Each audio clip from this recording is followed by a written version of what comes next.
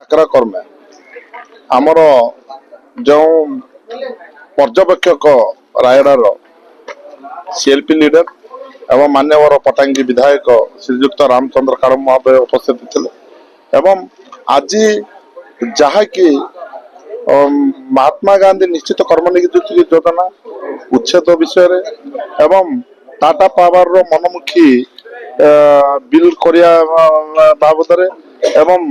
ଯେଉଁ ଧାନ ମଣ୍ଡିରେ ଚଟନି କଟନିର ବ୍ୟବସ୍ଥାକୁ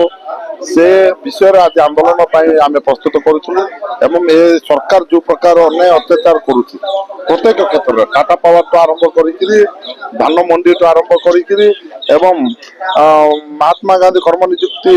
ନିଶ୍ଚିତ କର୍ମନିଯୁକ୍ତି ଯୋଜନାକୁ ଯୋଉ ପ୍ରକାର ଉଚ୍ଛେଦ କରିଛି ଜୟରାମଜୀ କଣ ନାଁଟା ରଖିଛି ତାର ପ୍ରତିବାଦରେ ଆଜି ଆମେ ସାମ୍ବାଦିକ ସମ୍ମିଳନୀ କରୁଥିଲୁ।